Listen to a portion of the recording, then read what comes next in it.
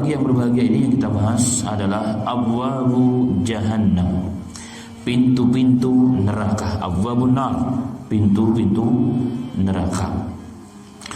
Disebutkan dalam Al-Quran, Allah Subhanahu wa ta'ala berfirman dalam surat Al-Hijr, dalam surat Al-Hijr ayat 43 dan ayat 44. Allah berfirman, wa inna jahannama lamau'iduhum ajma'in la sab'atun abwabin likulli babin minhum juz'un maqsum. Wa inna jahannama, dan sesungguhnya jahannama, neraka jahanam itu, la mau'iduhum ajma'in, adalah tempat yang telah diancamkan, tempat yang telah disiapkan kepada mereka, kepada para pengikut-pengikut hawa nafsu dan syaitan, pengikut tauhid, pengikut kesenang-menangan. Wa inna jahannama la mau'iduhum ajma'in, sesungguhnya neraka itu diperuntukkan, disiapkan, diancamkan bagi orang-orang yang tidak taat kepada Allah, para pengikut-pengikut kesesatan, dolalah, kedzaliman dan seterusnya. Laha sab'atun awwabin, laha, dan baginya pada pintu tersebut, pada neraka jahanam tersebut, sab'atu awwabin, terdapat 7 pintu. Jadi neraka jahanam mempunyai 7 pintu. Likulli babin minhum juz'un maqsum, dan setiap pintu-pintunya, tiap pintu-pintunya yang telah ditetapkan oleh Allah, disiapkan untuk golongan yang tertentu dari golongan manusia. Pada ayat ini jelas menunjukkan kepada kita bahwa neraka jahanam mempunyai 7 pintu, dan setiap pintunya diperuntukkan bagi orang-orang yang sesuai dengan amalan perbuatan mereka. Diriwayatkan Imam Al-Qurtubi menukilkan, ulama mengatakan juz'un asyraku billah, ada satu pintu yang dipersiapkan bagi orang-orang yang mensyirikkan Allah, yang ragu dengan Allah, yang durhaka kepada Allah Subhanahu wa ta'ala, yang lalai dengan Allah, dan seterusnya. Itulah pintu-pintu yang disiapkan oleh Allah Subhanahu wa ta'ala. Al-Imam Qurtubi pernah meriwayatkan bahwa satu ketika Nabi Muhammad SAW sedang sholat di Masjid Nabawi sendirian, jadi kemungkinan sholat sunnah. Tiba-tiba datanglah atau melewatilah tempat tersebut seorang A'rabiyah, seorang pedalaman wanita atau orang kampung dari pedalaman Madinah, dan seorang wanita. Kemudian langsung sholat di belakang Nabi Muhammad SAW, sholat sunnah, menjadi imam, menjadi makmum. Dan Nabi Muhammad SAW tidak tahu. Kemudian Rasulullah membaca salah satu surah Al-Quran, surah Al-Hijr, dan ayat yang dibaca pas ayat yang tadi. Wa inna jahannama la mau'iduhum ajma'in laha sab'atu abwabin likulli babin minhum juz'un maqsum. Orang Arab faham artinya, mengerti betul maksud daripada ayat tersebut.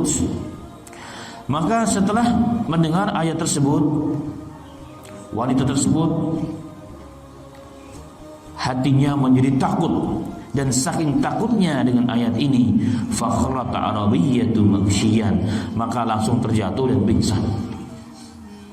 Jadi banyak dari kalangan salaf dahulu, para tabi'in termasuk banyak mereka, begitu mereka faham dengan ayat Al-Quran dan begitu mereka mentadaburi ayat Al-Quran sampai pingsan. Subhanallah. Pingsannya kenapa? Mendengar ayat-ayat Allah dibacakan, saking takutnya dengan ancaman Allah Subhanahu wa ta'ala. Dan Rasulullah tidak mengetahuinya. Tapi setelah itu Rasulullah sadar. Kemudian setelah selesai sholat, Rasulullah memanggil beberapa sahabat membawakan air kepadanya, didoakan dan dipercikan ke mukanya dan siuman. Setelah itu Nabi Muhammad SAW mengatakan, ya hadi ma'alaki, wahai fulanah, apa yang terjadi padamu? Kenapa engkau terjatuh dan pingsan? Faqalat, maka wanita tersebut mengatakan, hada syai'un min kitabillah atau syai'un min tilqa'i nafsik. Ya Rasulullah, yang kau baca tadi itu, apakah itu satu dari bagian ayat-ayat Allah yang Allah turunkan kepadamu, atau itu muncul dari dirimu sendiri, kau baca seperti itu? Nabi Muhammad SAW mengatakan, bal huwa min kitabillahi al-munazzal. Bahkan wahai fulanah, sesungguhnya yang kubaca tadi satu dari ayat-ayat Allah yang Allah turunkan kepadaku. Faqalat, maka dia mengatakan, kullu adwin min a'dha'i yu'adzibu ala babi minha. Apakah setiap anggota badanku, wahai Rasulullah, akan diazab pada setiap pintu itu? Karena pintu neraka jahanam mempunyai 7 pintu. Apakah setiap badanku diazab pada setiap pintu tersebut, dibagi-bagi? Aku mendapatkan azab dari setiap pintu tersebut. Itu pertanyaan seorang wanita tersebut. Karena saking takutnya dengan ayat tersebut dan faham apa maksud pada ayat tersebut. Allahu Akbar. Kemudian Nabi Muhammad SAW mengatakan pada di sini, ya Arabiyyatu, balikuli babin minhum juz'un maqsum yu'adzibu ahlu kullu babi ala qadri a'malihim. Wahai wanita, sesungguhnya ketahuilah, setiap pintu yang Allah siapkan di neraka jahanam itu telah terbagi-bagi. Setiap orang akan diazab melalui pintu tersebut. Setiap orang akan memasuki nerakanya masing-masing melalui pintu tersebut sesuai dengan amalnya masing-masing, dengan dosa-dosa dan perbuatan yang melanggar syariat sesuai dengan derajat dan tingkatan dan jenis amal-amal tersebut.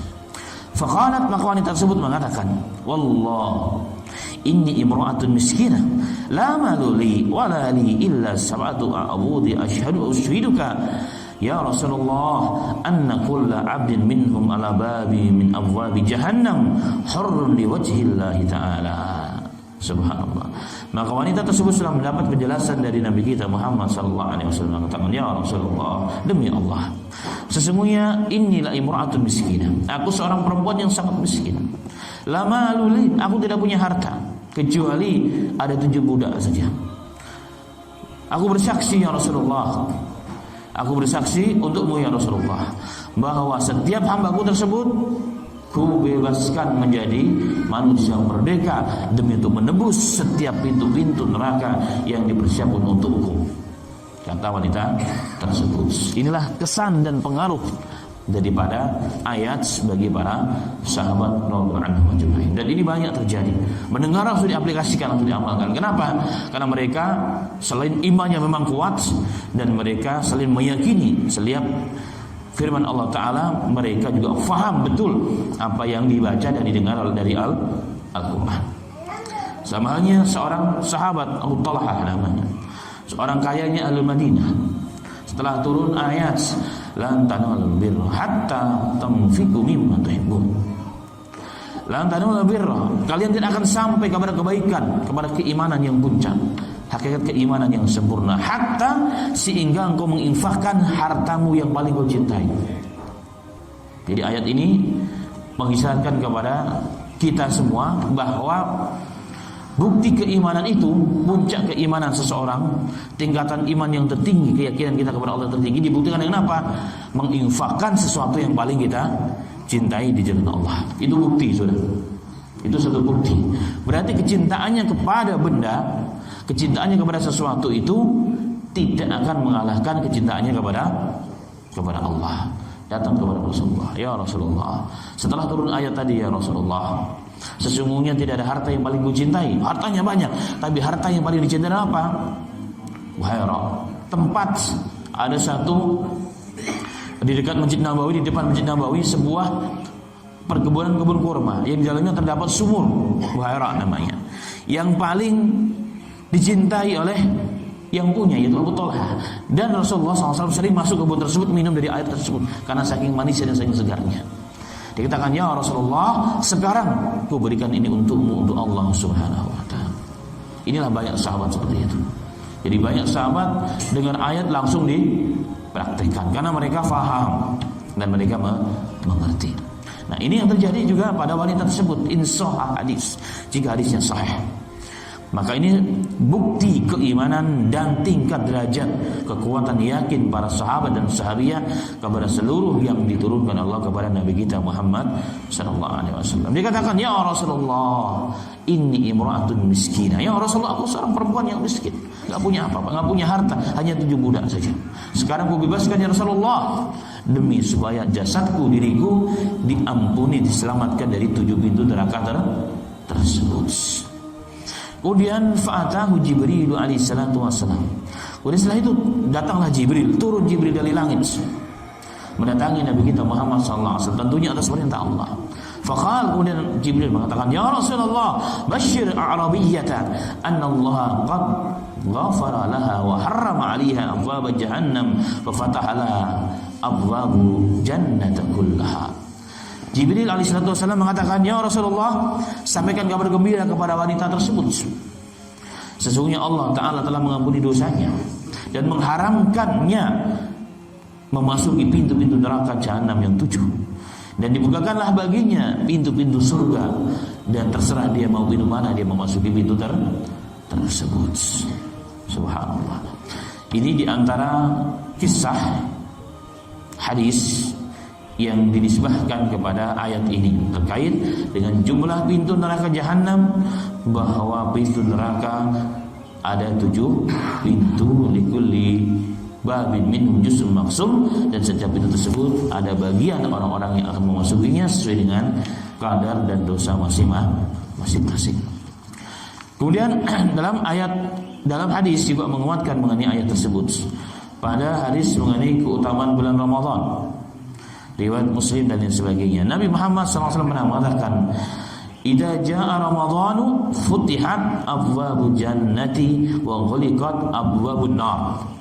Apabila telah datang bulan suci Ramadan, maka Allah akan membukakan pintu-pintu surga dan Allah akan menutup pintu-pintu neraka. Pintu-pintu neraka. Jadi memang neraka mempunyai pintu-pintu, surga juga mempunyai pintu-pintu gerbang yang begitu besar. Kemudian dalam hadis yang lain, hadis Ahmad dan At-Tirmidzi yang dilemahkan oleh sebagian ulama, li jahannam sab'atu abwabin babun minhum liman salla sayfahu ala ummati.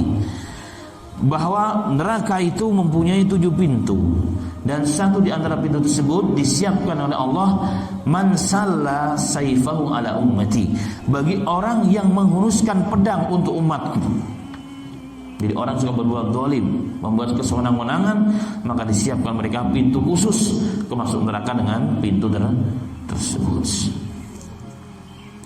Dan ini riwayat sebagian melemahkan, tetapi tidak bertentangan dengan ayat dan juga hadis yang sebelumnya. Allahumma musta'an. Dan dalam Al-Quran dijelaskan mengenai nama-nama pintu neraka tersebut. Nama-nama neraka dan tentunya pintu nerakanya juga sama. Jadi nama neraka dan pintu neraka itu hal yang sama. Dan itu disebutkan dalam Al-Quran pada ayat-ayat yang begitu banyak. Di antaranya pintu dan neraka Hawiyah. Pintu dan neraka Hawiyah yang tadi juga disebutkan oleh Allah Subhanahu wa ta'ala.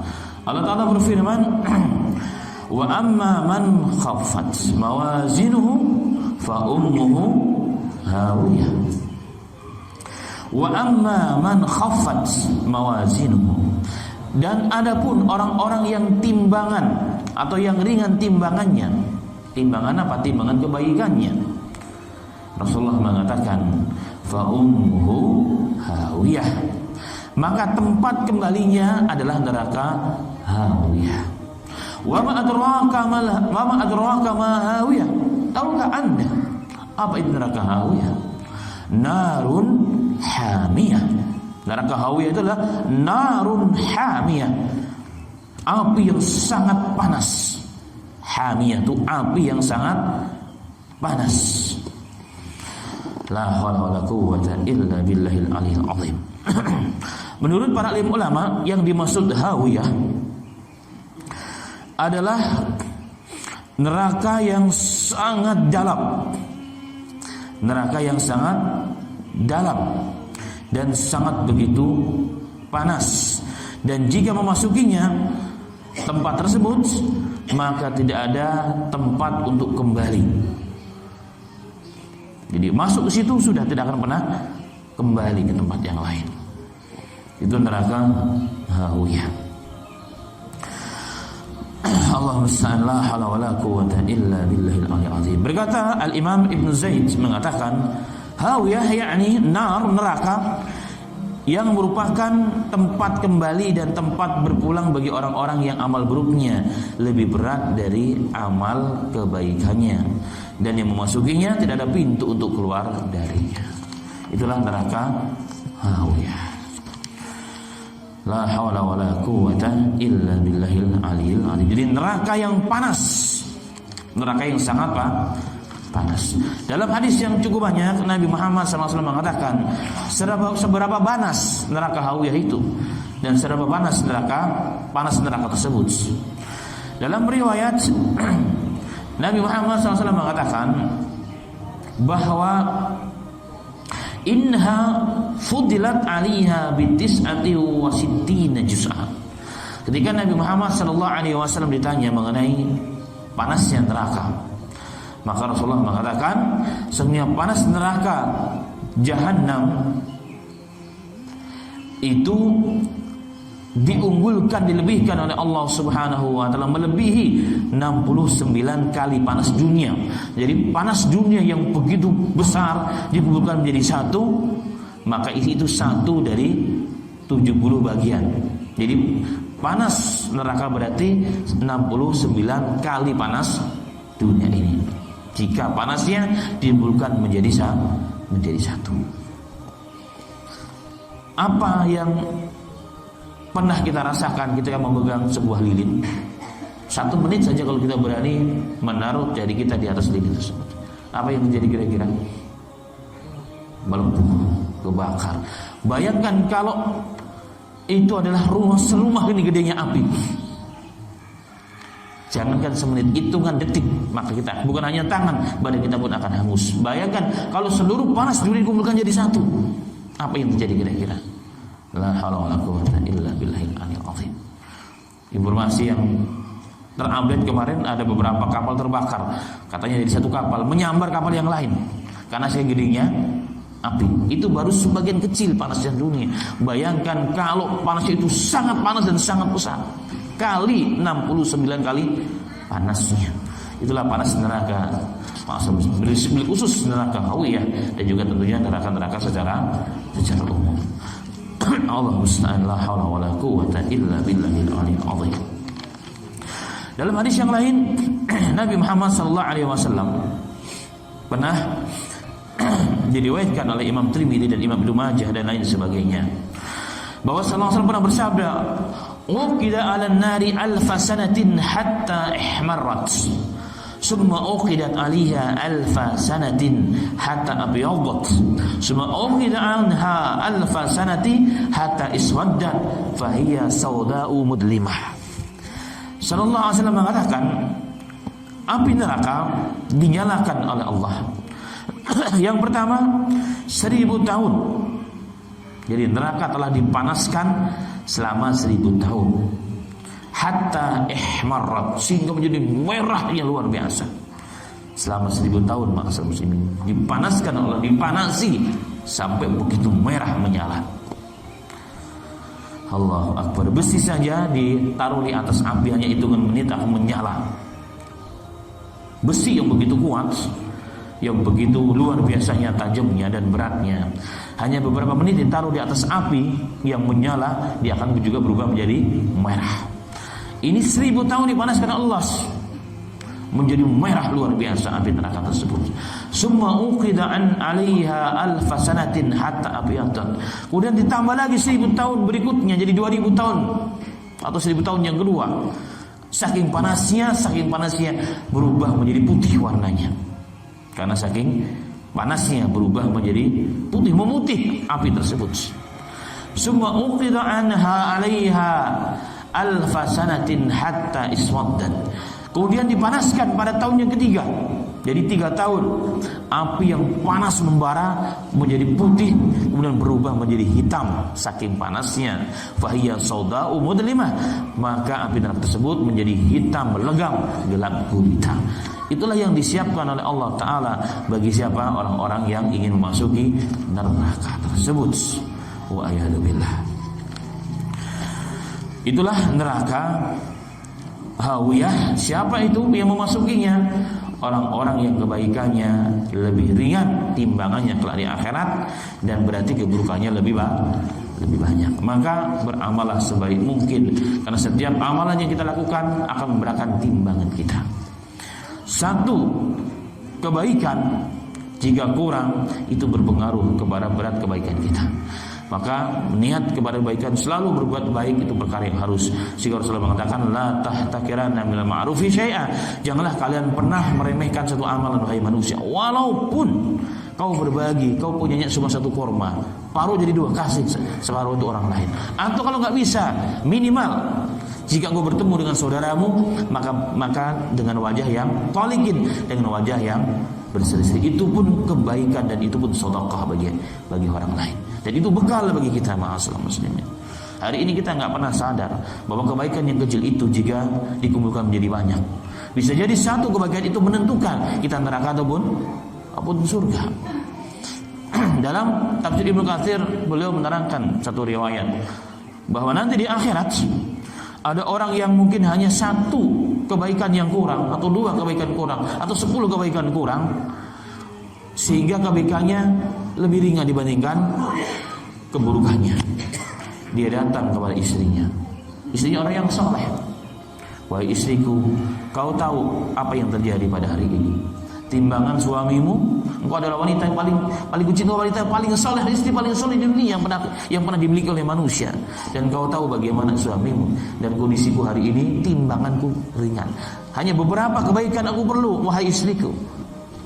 Ibnu Katsir mengatakan wanita tersebut mengatakan, wahai suamiku, ya, aku wanita yang sangat taat kepada Allah dan Rasulnya, dan aku wanita yang sangat soleh dan taat kepadamu di dunia. Amalan kalau sekarang buat sekarang tidak bisa. Aku takut juga, wahai suamiku, seandainya ku berikan beberapa kebaikan dariku kepadamu, aku pun akan mengalami nasib yang sama sebagaimana engkau. Datang dia kepada anaknya. Ternyata anaknya pun demikian, anak yang soleh, masya Allah, karena ibunya solehah. Ternyata dia pun tidak berani memberikan kebaikan itu kepada orang tersebut. Inilah yang dimaksud oleh firman Allah Subhanahu wa taala, kullu nafsin, setiap manusia itu sibuk dengan amalan dan tanggung jawabnya. Dan itu di ma'asyiral muslimin muslimat di dunia kita bisa mengajak, kita berbagi kebaikan, tapi di akhirat sudah tidak lagi kesempatan. Bisa jadi teman kita yang terbaik, bisa jadi suami kita, istri kita, pasangan kita, anak kita pun bisa menjadi musuh kita. Walaupun mereka melihat bagaimana kita kondisinya, tapi mereka tidak mampu menolong. Kenapa? Karena amalan setiap manusia masing-masing hari yang tidak ada bermanfaat, kata Allah Ta'ala, harta kita dan juga pangkat kita, anak kita, illa man atallaha, kecuali orang yang datang kembali kepada Allah biqalbin salimin, dengan hati yang suci dan bersih, tentunya yang dengan amal-amal yang banyak. Allah ja'alna minhum ya rabbal alamin. Kemudian ma'asyiral muslimin rahimani wa rahimakumullah, neraka yang kedua namanya neraka jahim.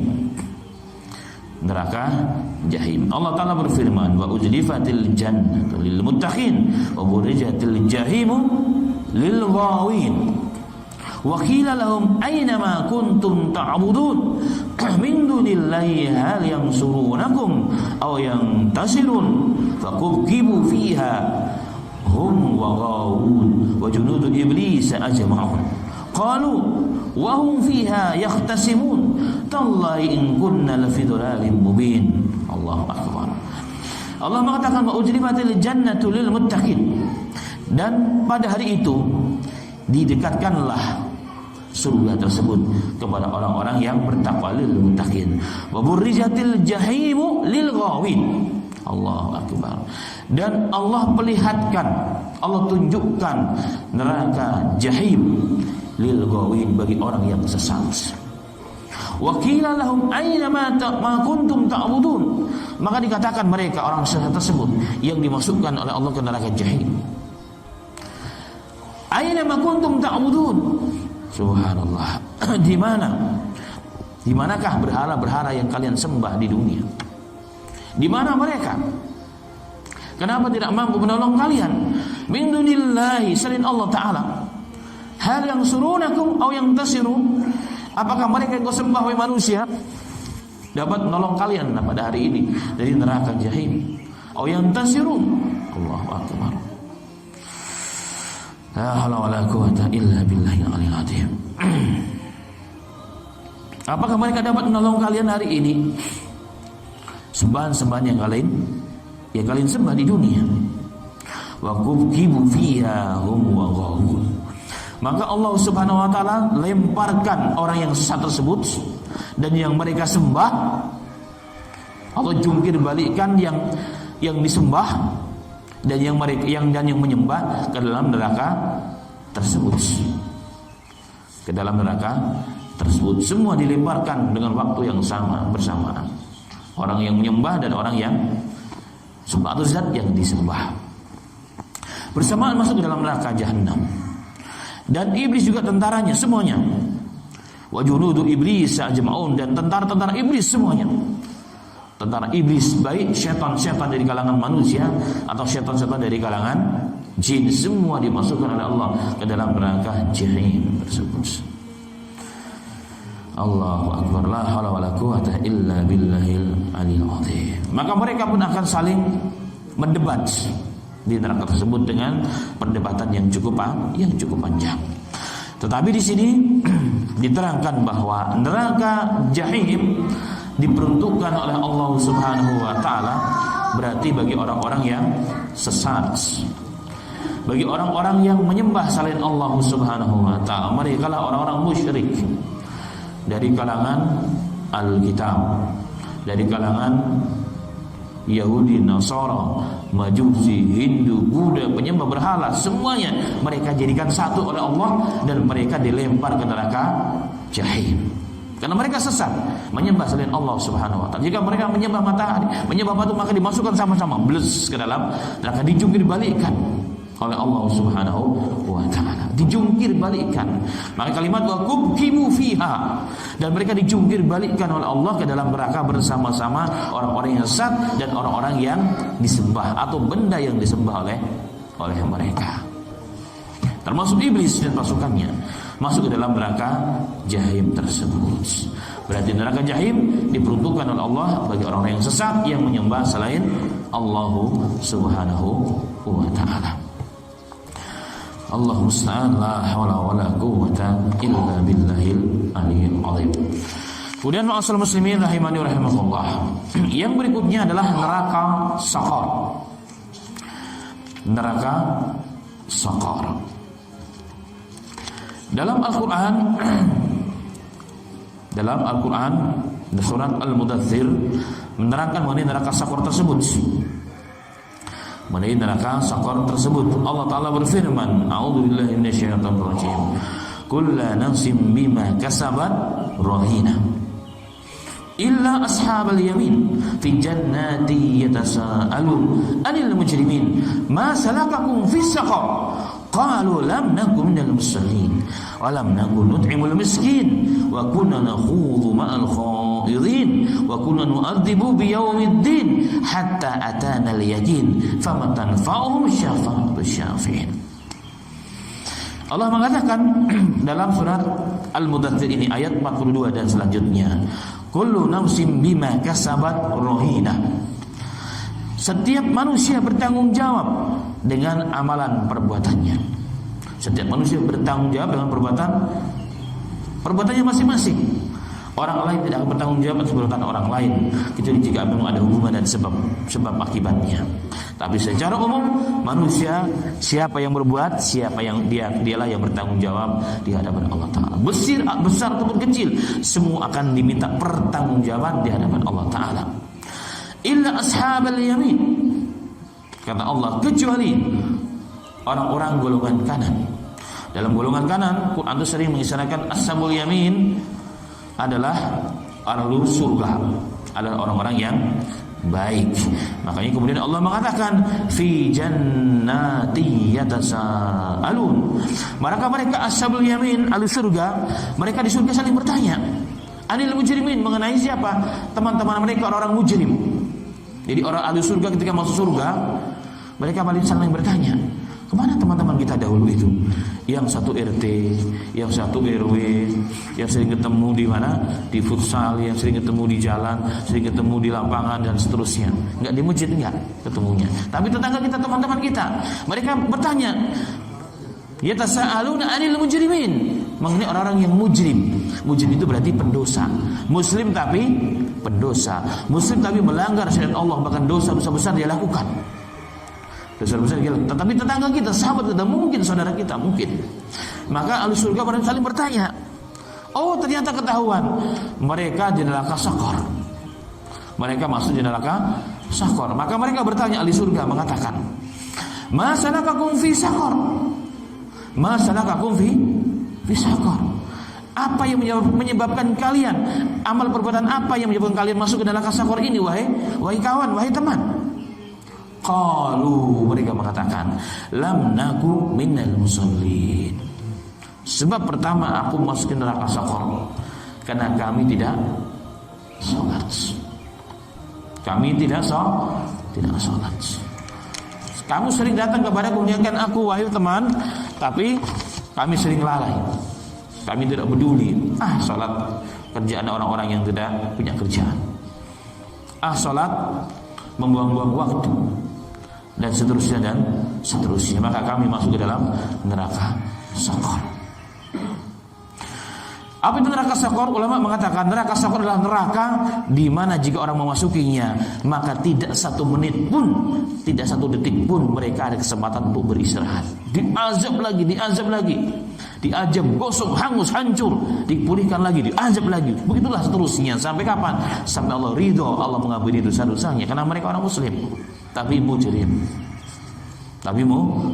Maka ketika ditanya, "Ma salakakum fi Sakor?"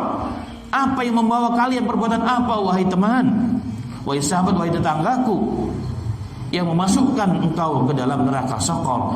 Qalu lam naku minal musallin. Kami dahulu enggak mau salat. Maka orang yang tidak mau salat, maka sudah dicap dia ahli neraka Sakor. Wa iyadzubillah. Na'udzubillahi min dzalika. Semoga Allah jaga kita dan keluarga kita dari neraka Sakor. Amin ya rabbal alamin. Maka ingatkan saudara kita, ma'asyiral muslimin, tetangga kita semuanya, jangan sampai mereka menjadi penghuni-penghuni neraka Sakor. Itu sebab yang pertama. Yang kedua, walam naku nut'imul miskin. Kami tidak suka memberikan makan, berbagi dengan orang yang miskin. Jadi orang yang bakhil itu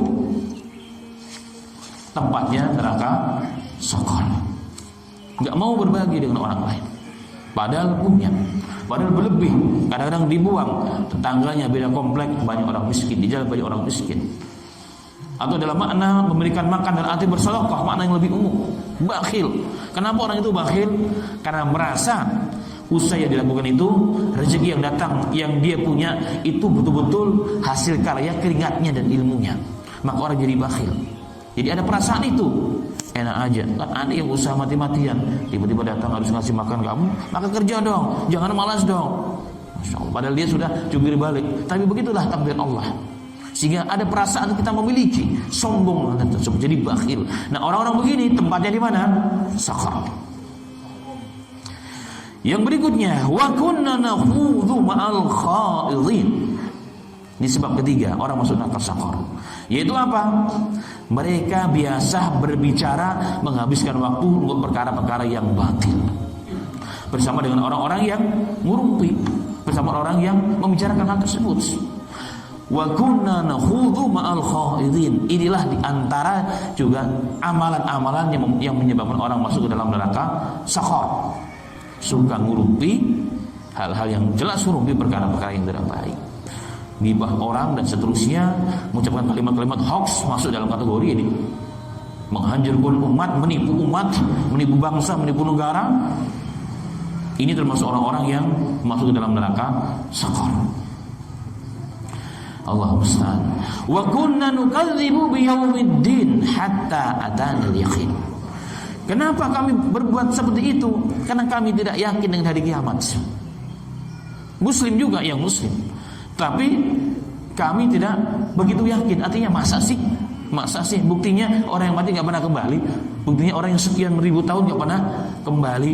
Jangan-jangan api neraka itu hanya khayalan dukun katanya. Nah kalau sampai pada peringkat ini, maka mujrim kafir. Dia pendosa tapi kafir. Tapi kalau belum sampai peringkat ini, dia mujrim saja. Mujrim. Karena mujrim ada dua. Mujrim itu fasik sama namanya saja, mujrimun. Fasikun itu mirip saja, ada namanya berbeda. Dua, mujrim kafir dan mujrim muslim. Wa kunna nukadzibu biyaumiddin hatta atana al-yakin. Kami enggak beriman dengan hari akhirat. Makanya kami enggak sholat, kami enggak mau berbagi, dan kami suka ngomongin orang, menyebarkan hoax, perkara-perkara yang justru merusak umat dan seterusnya. Kenapa? Orang yang begini memang dia tidak beriman dengan adanya hari akhirat hakikatnya. Sampai kapan ini kulakukan terus? Hatta atana al-yakin, sampai datang kepada kami al-yakin, ini al-maut, kematian menjemput kami. La haula wala quwwata illa billahil aliyyil azim. Maka amalan-amalan ini ma'asal muslimin membawa manusia kepada neraka saqar. Neraka saqar. Ingat sekali lagi, penyebab orang masuk neraka saqar adalah apa? Tidak sholat, tidak ngasih makan, tidak mau berbagi, suka nahudu ma'al khaidin, suka berbicara, ngerumpi, ngobrol, hoax kita sebarkan. Yang terakhir, ini semua landasannya kenapa? Yang terakhir, tidak beriman, tidak yakin dengan hari akhirat. Maka ini muncul ini. Berarti orang yang kuat ibadahnya, sholatnya, yang sudah berbagi dengan orang lain, yang menjaga mulutnya, menjaga hatinya, menjaga jari-jari jemarinya, tidak menyebarkan hoax, menyebarkan hal-hal yang sesat, itu orang-orang yang sangat beriman dengan hari akhir. Karena dia tahu akan dihisab, akan dituntut, akan dimizan, akan masuk neraka. Maka dia jaga itu semuanya. Kebalikannya, orang yang lemah imannya kepada akhirat, bahkan dia ragu dengan akhirat, maka dengan mudah dilakukan ini semua. Itu bukti. Itu bukti. Allah musta'an. La haula wala quwwata illa billahil aliyyil azim. Semoga Allah jaga kita dan jaga keluarga kita dari ahli neraka saqar. Amin ya rabbal alamin. Catatan penting di sini juga bahwa beberapa nama pintu tersebut, pintu surga, pintu neraka, dan juga nama neraka. Yang pertama tadi adalah neraka, ada ingat, Hawiyah. Neraka Hawiyah adalah untuk orang-orang yang timbangan kebaikannya sedikit. Yang kedua neraka Jahim, dengan hak. Neraka Jahim adalah diperuntukkan bagi orang-orang yang musyrik, yang menyembah kepada selain Allah Subhanahu wa taala, yang sesat. Kemudian neraka saqar yang ketiga diperuntukkan bagi beberapa jenis orang: tidak sholat, tidak ngasih makan, bakhil, suka ngurbi, nyebar hoax dan seterusnya, dan tidak beriman dengan hari akhirat. Dan masih ada, berarti ada berapa? Ada 4 neraka lagi insyaallah taala, jenis neraka dan pintunya yang kita akan bahas pada pertemuan berikutnya dengan izin Allah Subhanahu wa taala. Dan semoga Allah berikan taufik kepada kita semuanya untuk menjaga diri kita, keluarga kita, dan kaum muslimin dari memasuki pintu-pintu neraka tersebut. Amin amin ya rabbal alamin. Demikian kajian kita pada pagi yang berbahagia ini, dan saya kembalikan terlebih dahulu kepada pengurus Fadil